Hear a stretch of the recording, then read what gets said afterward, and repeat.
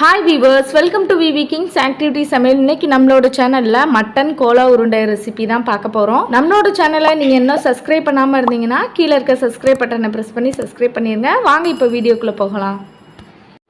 Mutton Cola உருண்டை பண்ணுறதுக்கு 3/4 kilo அளவுக்கு நான் மட்டன் எடுத்துருக்கிறேன்.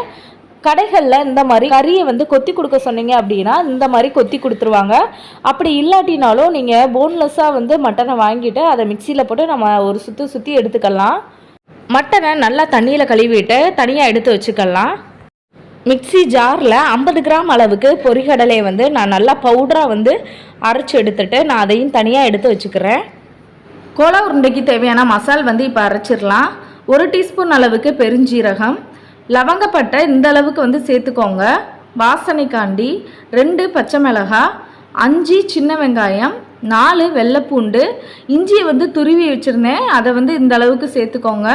கொஞ்சமாக தேங்காயும் சேர்த்துக்கிறேன். இது எல்லாத்தையும் அரைப்படுறதுக்காண்டி கொஞ்சமாக தண்ணியும் சேர்த்துருக்கேன். சேர்த்துட்டு நல்லா மையாக அரைச்சி எடுத்துடலாம். அரைச்சி எடுத்தது இந்த அளவுக்கு இருக்கிற மாதிரி பார்த்துக்கோங்க, தண்ணியாக இல்லாமல்.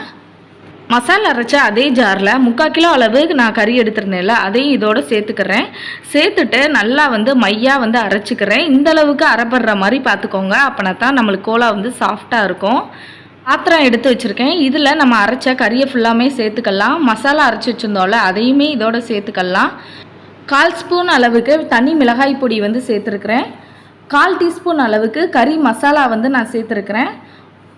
1/4 டீஸ்பூன் அளவுக்கு மஞ்சள் தூள், எல்லாத்தையும் சேர்த்துட்டு நல்லா பிணைஞ்சு விட்டுறலாம். இந்த ஸ்டேஜில் உப்பு சேர்த்துக்கலாம். கருவேப்பிலை, மல்லிச்செடியை நான் சின்ன சின்னதாக கட் பண்ணி வச்சுருக்கிறேன், அதையும் இதோட சேர்த்துக்கலாம். இப்போ பொரிகடலை மாவு அரைச்சி வச்சுருந்தோம்ல, அதில் 2 ஸ்பூன் அளவுக்கு நான் எடுத்து பிணைஞ்சிக்கிறேன். அதுக்கப்புறமா ஒரு 2 ஸ்பூன் எடுத்து பிணைஞ்சிக்கிறேன். இந்த மாதிரி கொஞ்சம் கொஞ்சமாக போட்டு பிணைஞ்சிக்குவோம்.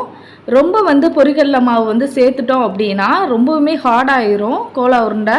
அதனால் இந்த மாதிரி கொஞ்சம் கொஞ்சமாக சேர்த்து நீங்கள் பிணைஞ்சிக்கோங்க. உங்களுக்கு பிணையிறப்பவே தெரியும் நல்லா சாஃப்டாக இருக்கிற மாதிரி, அந்த மாதிரி இருக்கிற மாதிரி பார்த்துக்கோங்க.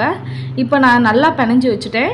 இந்த ஸ்டேஜில் நம்ம சின்ன சின்ன உருண்டைகளாக உருட்டி எடுத்துக்கலாம். பொரிகடலை மாவு சேர்க்கறதுனால நம்மளுக்கு இந்த மாதிரி உருண்டை நல்லா வரும். இதே மாதிரி எல்லா உருண்டைகளையும் நான் பிடிச்சு வச்சுக்கிறேன். கடாயில் எண்ணெய் வச்சுருக்கேன். எண்ணெய் நல்லா காஞ்சிருச்சு. இப்போது நம்ம எடுத்து வச்சுருந்த ஒவ்வொரு உருண்டைகளாகவும் நம்ம அதோட சேர்த்துடலாம். இப்போ லைட்டாக ப்ரௌனிஸாக வந்துருச்சு. இந்த ஸ்டேஜில் கொஞ்சம் கொஞ்சமாக திருப்பி விட்டுறலாம். அவ்வளோதான், கலர்ஃபுல்லான டேஸ்டியான கோலா உருண்டை ரெடி. இதே மாதிரி நீங்களும் ட்ரை பண்ணி பாருங்கள். எப்படி இருந்துச்சுன்னு சொல்லி எனக்கு கமெண்ட் பாக்ஸில் சொல்லுங்கள். நான் சொன்ன அளவுகளை கரெக்டாக போட்டிங்க அப்படின்னா உங்களுக்கு சாஃப்டான கோலா உருண்டை ரெடி. நம்மளோட சேனலை நீங்கள் என்ன சப்ஸ்கிரைப் பண்ணாமல் இருந்தீங்கன்னா கீழே இருக்க சப்ஸ்கிரைப் பட்டனை ப்ரெஸ் பண்ணி சப்ஸ்கிரைப் பண்ணிடுங்க. தேங்க்யூ.